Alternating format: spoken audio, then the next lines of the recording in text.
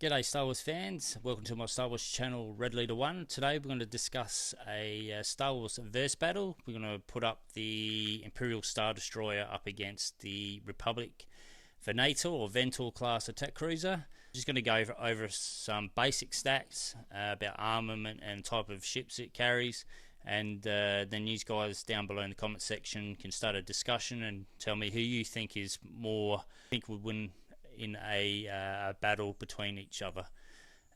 So depending on tactics, that is. So first off, we'll start with the Star Destroyer. Of course, it's 1.600 meters long, carries 60 ion cannons, so that's 30 on each side. Heavy turbo lasers, which is also on each side, 30 on each side, and it carries a 72 TIE fighters, ranging from TIE fighters to TIE bombers. So that's its maximum capability. Armor and shields, yeah, I can't really tell you about that. It doesn't really get into that much in Wikipedia, and so that's the basics on the Star Destroyer. Now we'll go on to the Republic attack cruiser. We got to see this ship during the Clone Wars and in Revenge of the Sith. Would have to say definitely my favourite out of all the Star Wars ships, all the Star Destroyers. I really like the design, and it's really cool. So the length of this is 1.155 meters long, so it's not 400 meters shorter than the Star Destroyer. The armament, it has 8 heavy turbo lasers, 2 medium turbo lasers, 4 proton torpedo launch tubes. Now this is what I think gives the advantage to the Republic cruiser. It carries 192 V-wings, 192 Jedi starfighters, which is a bit weird, and 36 ARC 170, so 400 plus starfighters. So that's the reason why I think the cruiser has the advantage over the Star Destroyer.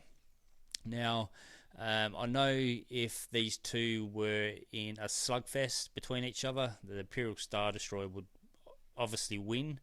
I'm not sure launching or the cruiser launching all of its fighters would give it enough time to change the battle to its advantage. I think the Star Destroyer would dominate, just going by 60 heavy turbo lasers, 60 ion cannons. Like even though it hasn't got as many fighters, it'll be the Star Destroyer will make short work of the Republic cruiser. So that's the advantage with the destroyer. Now the advantage with the cruiser is the 400 plus fighters it carries. Right now, pretty much most of these fighters, you don't have to have V-wings in there or 192 Jedi fighters. This ship could be loaded with ARC fighters and Republic Y-wing bombers. Now all these fighters actually have hyperdrive, so they don't have to. The cruiser doesn't have to launch their fighters in the same area as the Star Destroyer. They can launch these in another system, send out a scout, locate the Star Destroyers, launch their strike groups, Y-wings and ARC fighters.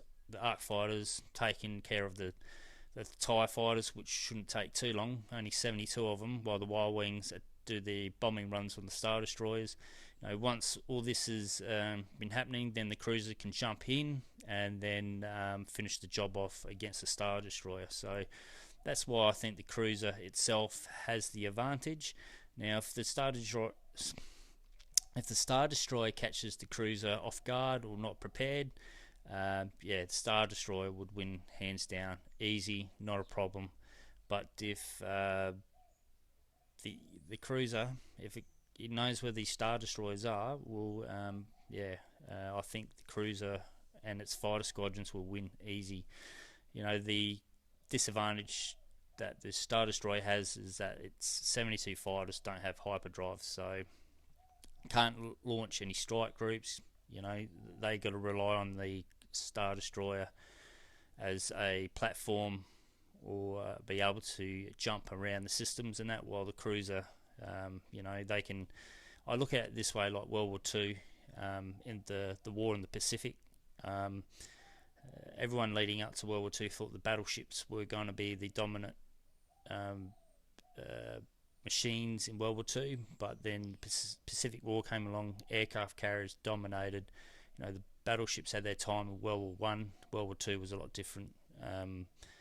So I kind of look at the Star Destroyer as a battleship and the Republic cruiser as an aircraft carrier. So, but yeah. So what's your thoughts, guys? We'll start this discussion down below. Obviously, the Star Destroyer and the cruiser, if they're having a slugfest, Star Destroyer easy. But if the cruiser is able to know where these Star Destroyers are, they could launch a strike group against them and then jump in later to obviously finish the job off. So I always thought it'd be pretty cool if the rebels had their own cruiser.